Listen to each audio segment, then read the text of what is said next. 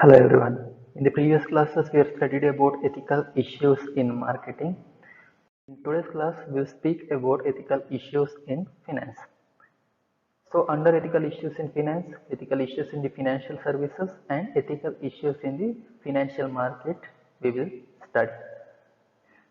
Under ethical issues in financial services, credit and debit card frauds are there. You know about this.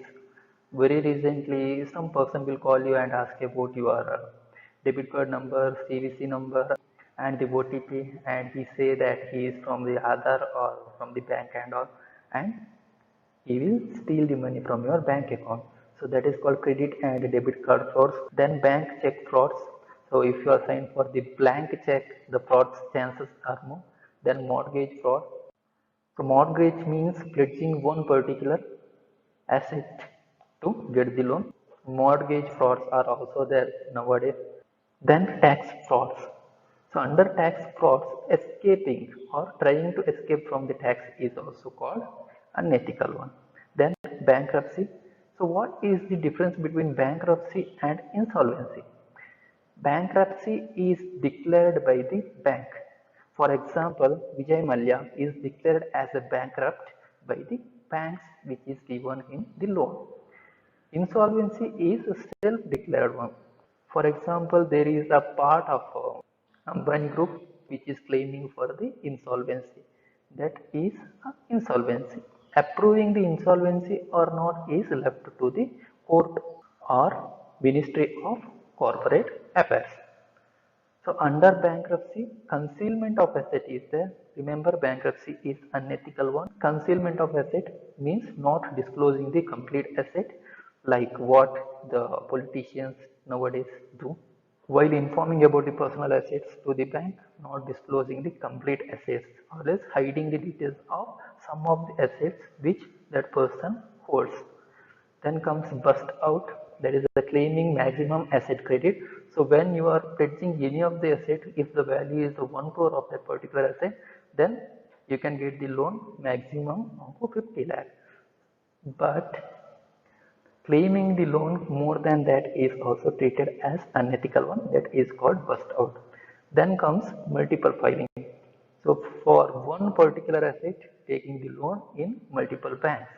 Then comes ethical issues in financial market. This is very important. Chances of this question for 10 marks or 15 marks. Remember, under ethical issues in financial market, hostile takeover is one of the aspects and insider trading is one of the aspects. Remember, both is treated as unethical one. That's why I haven't mentioned the word ethical issues in hostile takeover. Let me to go for the meaning of hostile takeover.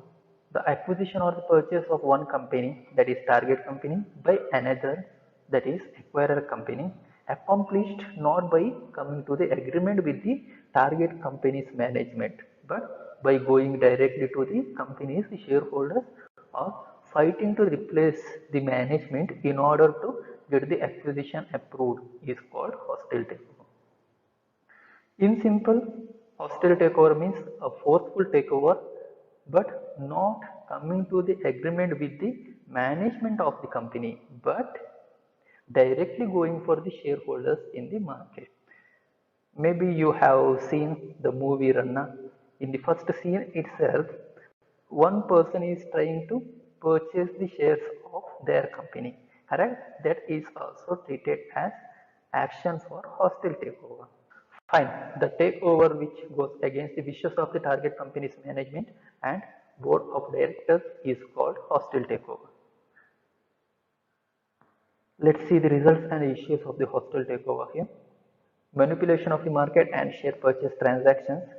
So hostile takeover will directly affect the share purchase transactions, obviously. Process of valuation of the company and share prices. The share price will definitely affect from the hostile takeover. For example, let's say if Tata company is forcefully taken over the Mahindra and Mahindra, then what happens? Then the share price of Mahindra and Mahindra will reduce, correct? Then unfair consequences of shareholders, general investor who are still beginner. If the shareholder is a beginner and don't know much about the company, that will be unfair consequences. He may get lost.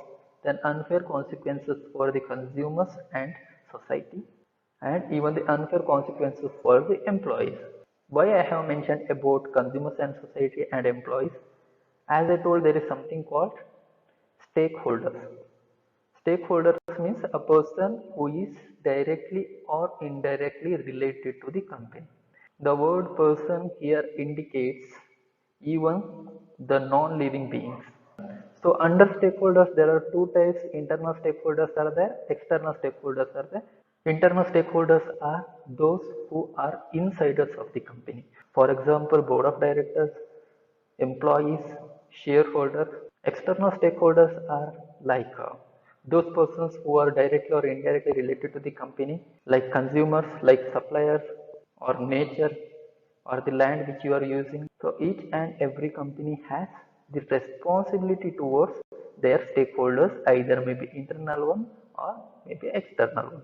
How to avoid this hostile takeover? There are several strategies, and these strategies are called poison pills. Under these super majority amendments are there. Here increasing the majority level percentage to approve and take over. Normally to take any decisions 50% plus approval of the shareholders are needed, but for the takeover increasing the proportion of that under the memorandum of association, this particular option is given. The second one is the golden parachute, promising the large compensation for the employees if they are fired because of the acquisition or takeover. Then preferred stocks, if any company is trying to purchase the shares of our company forcefully, then we can give the special rights for the preference shareholders. Okay. Then flip in, target company buys a large amount of the shares at discounted rate to counter the offer, which eventually leads to the dilution of the control of acquirer. So that is repurchasing the shares from the market with the discount. Okay, repurchasing the shares from the market with the discount and reselling that one for those persons who are in favor of the company. Then flip over, this is exactly opposite of flip in. In flip in, we are going to repurchase the stocks of our own company, whereas in flip over, we are going to purchase the shares of those companies which is trying to acquire or trying to forcefully purchase our company. So these are the strategies for the hostile takeover. Remember, this is also called poison pills. That's it for today's class. In coming classes, we will speak about insider trading.